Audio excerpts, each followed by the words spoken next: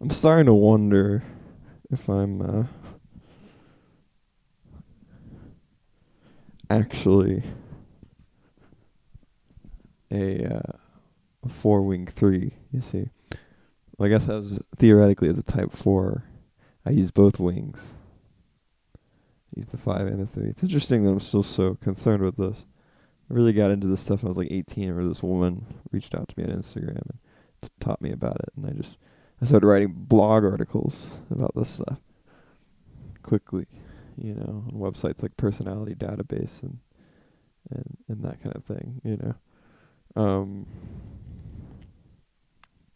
Became very fixated on this stuff, obsessed with it. I still think about it. Um, you know, Regularly. I'm gonna change the angle here. Might as well I can sit on my little stool.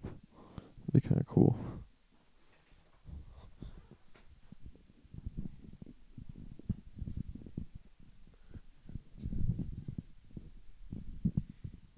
Here we go.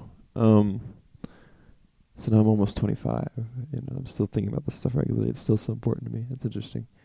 But yeah, I guess I feel, I kind of just feel like the three wing because, I'm juggling two different day jobs right now. Of course, I do my art, but you know, I kind of enjoy the job that's more social in nature more than the job that's more research in nature, more intellectual in nature. I enjoy the teaching job because I get to connect with people. But the big tech job that I'm working that's remote, it pays a lot more, but it's like it just I don't get that sense of connection. It's not as doesn't feel as easy. But I suppose it's also just like more demanding labor, so it pays more. Like substitute teaching is not super hard or demanding, so anyone can kind of do it. If you just have a degree, that's what they want from you, and maybe a license. But this company didn't even require a license. You know, I suppose it doesn't necessarily make me want to have to move because it was uncomfortable. Suppose it doesn't necessarily make me a four wing three. You know, um, I find that I don't really get out much in my um.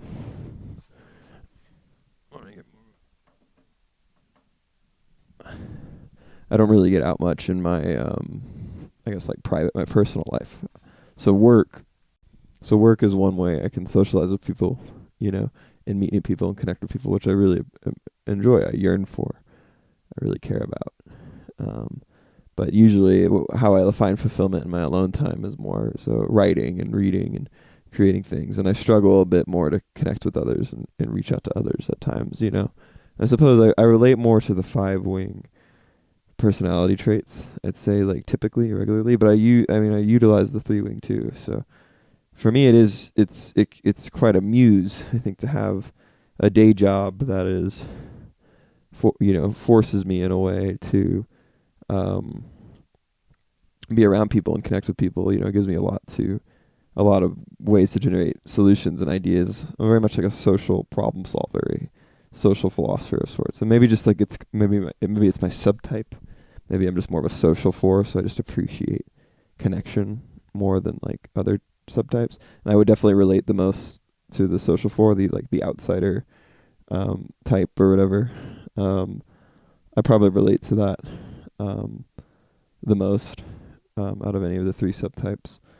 Um, Being self-preservation and sexual, I relate to social the most. Um, just even that name, the outsider, really fits me, really suits me. But yeah, so maybe that's it. So I can be more of a four wing five, or use my five wing more.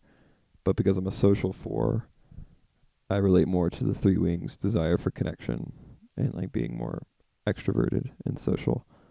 Because I'm very much like a social thinker, like um, yeah.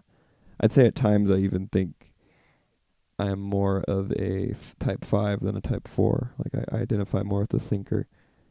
I identify more with complete like detachment and like cynicism and sometimes I identify more with that and skepticism and paranoia and um, being more of a decision maker than a feeler. So sometimes I relate more to that than 4. Um, and I don't really relate. I don't really think I'm a type 3. I wouldn't say that. So I think that kind of proves that I'm probably more of a type 5. Just because I don't want to do it makes sense, you know. I'm like, really my priority is my art. So of course I'd prefer the job, even if it doesn't pay as well as the big tech job. Of course I'm going to prefer the job that like help, even if it doesn't pay as well. I'm going to prefer the job that helps my art, that inspires my art, because that's more um it's more important to me. I don't care about about making as much money, you know. Sure, I want to make a lot of money, but you know, like I'm really just that bohemian, like individualist, independent, like dedicated to his art, you know. Um sort of like a beat generation philosophy. Um yeah. So I think just because it just I don't think I think just because I have it just doesn't it just seems like a fallacy to me. Just because like just because I prefer the more social job doesn't make me a 4-wing 3. But you know, I use both wings, but I probably relate more to the 5-wing overall. But I do question it, you know. But I think it probably has more to do with my subtype. Um, Probably has more to do with my subtype, and just also using and being healthy and using the 3-wing if I have to. But yeah, I'm kind of, it's like more so like I appreciate it in like a research way. Like I appreciate the social connection as a way to like gain more unique insights, more special observations and experiences. So it is more of like the 4-wing 5 being interested in research way to connect. You know, it's like a more intellectual, observant way to connect. It's like more of a social observer at times than a participant. So yeah, I would definitely say more of a 4-wing 5. I think it's interesting. But yeah, I don't know. Like the big tech job just kind of almost depresses me, the thought of it. Like I like dread it, even though it pays so well. And I feel kind of like idiotic for even thinking this, because it pays so well. Like I feel like an idiot for not doing it. And it's not like I can take breaks if I have to. I don't have to like constantly be like in high demand labor. But it's the fact that like I'm working a job alone at home that's like sad to me. It's like I genuinely care that much about social connection. But I also have this like, I guess type 4s have this like typical like they tend to like, they have this like conflicting relationship with others. Like they yearn for connection and certain, they want certain things, they yearn for certain things, but then they feel disappointed when they get it, you know?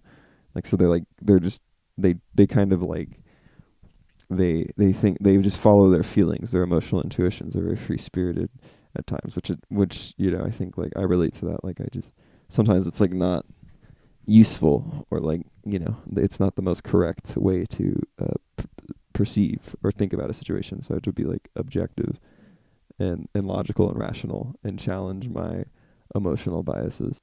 And I have to realize, like, one thing I've been working on a lot recently is this insight of it's okay to want things, but also just be realistic about it's not it's the grass is greener on the other side kind of thing. So then I get it and I'm disappointed. And you also want a balanced life. There's other things you want to do. You want to keep your priorities straight.